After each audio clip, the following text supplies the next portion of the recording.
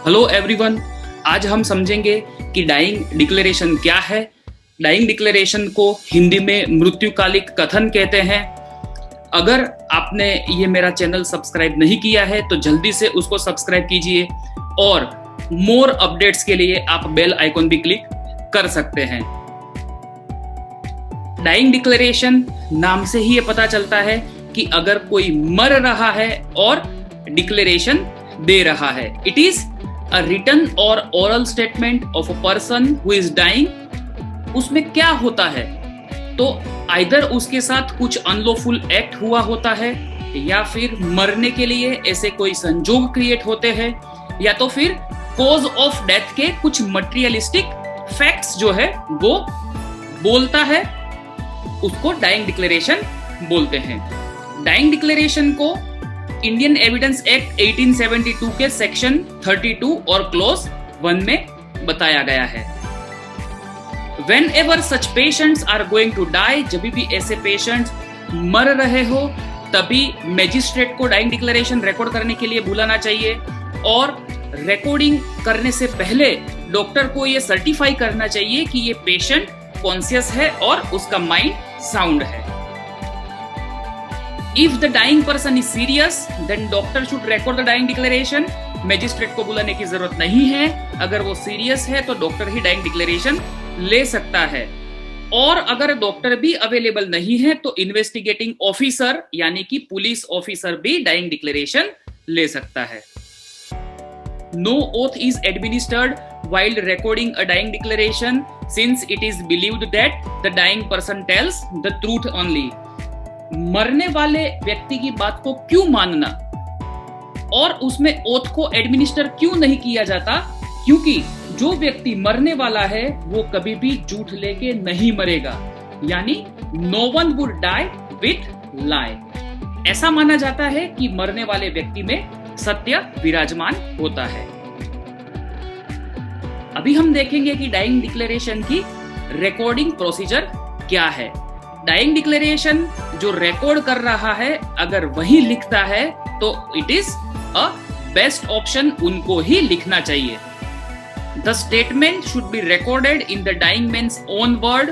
जो डिक्लेरेशन दे रहा है उनके खुद के वर्ड में होना चाहिए और लैंग्वेज भी जो वो बोल रहा है वही लैंग्वेज में 2 और मोर विटनेसेस के सामने वो रिकॉर्ड होना चाहिए।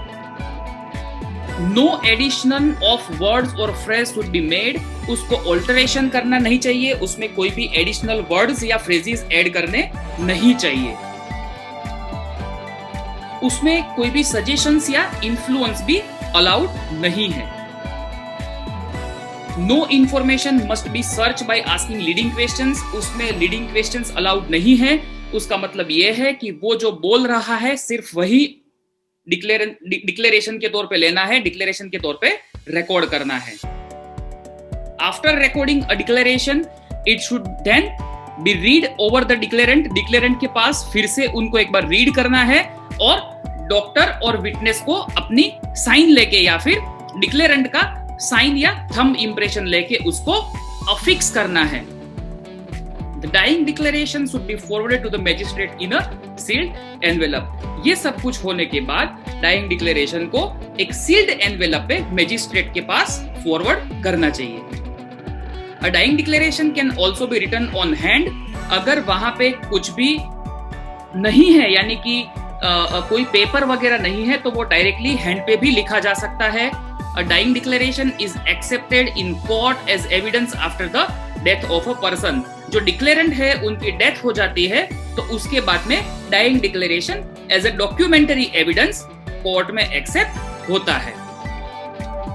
हाउएवर इफ डिक्लेरेंट सर्वाइव्स, अगर डिक्लेरेंट सर्वाइव हो जाता है then declaration is not admitted as dying declaration but the declaration has corroborative value. Corroborative यानी कि उसकी पुष्टिकारक वैल्यू होती है या समपोषक वैल्यू यानी पुष्टिकारक एविडेंस के तौर पे उसको लिया जाता है और जो डिक्लेरेंट सर्वाइव हुआ है उसको फिर से कोर्ट में एज अ विटनेस बुलाया जाता है। नेक्स्ट पॉइंट है dying deposition. It is a statement और deposition made by a dying person. ये भी जो आदमी मर रहा है उसके पास से ही लिया जाता है पर इसमें ओथ एडमिनिस्टर करना जरूरी है। It is compulsory to administer oath in dying deposition. और डाइंग डिपोजिशन मैजिस्ट्रेट, एक्यूज्ड और उसके लॉयर के सामने रिकॉर्ड किया जाता है। The procedure of dying declaration is not followed in India. Dying deposition has more value than dying declaration. Dying deposition की value ज्यादा है क्योंकि वो मैजिस्ट्रेट की प्रेजेंट में एक्यूज के सामने अंडर ओथ लिया जाता है। अब हम देखेंगे कि डाइंग डिक्लेरेशन और डाइंग डिपोजिशन में डिफरेंस क्या है। Dying declaration recorded by magistrate, doctor और इन्वेस्टिगेटिंग ऑफिसर, उसे कोई भी रिकॉर्ड कर सकता है। ओथ एडमिनिस्ट्रेशन की जरूरत नहीं है, उसमें क्रॉस एग्जामिनेशन नहीं किया जाता है और इंडिया में वो फॉलो होता है। हालांकि डाइंग डिपोजिशन जो है वो सिर्फ मैजिस्ट्रेट ही रिकॉर्ड कर सकता है एक्यूज और उसके लॉयर के सामने। ओथ एडमिनिस्ट्रेशन की इसमें जरूरत होती है, क्रॉस एग्जामिनेशन अलाउड है और इंडिया में वो फॉलो नहीं होता है। डाइंग डिक्लेरेशन में एक्यूज्ड और his lawyer is not necessary. Accused और उसका लॉयर नेसेसरी नहीं है। हालांकि डाइंग डिपोजिशन में दोनों के सामने, एक्यूज्ड और उसके लॉयर के सामने, ये चीज रिकॉर्ड की जाती है।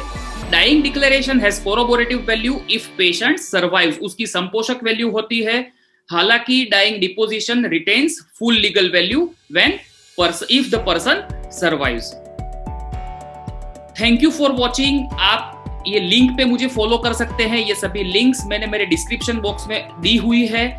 ये वीडियो पे कमेंट करें, आप उसको सब्सक्राइब कर सकते हैं, उसको लाइक कर सकते हैं और अपने बहुत सारे फ्रेंड्स या स्टूडेंट्स को शेयर भी कर सकते हैं।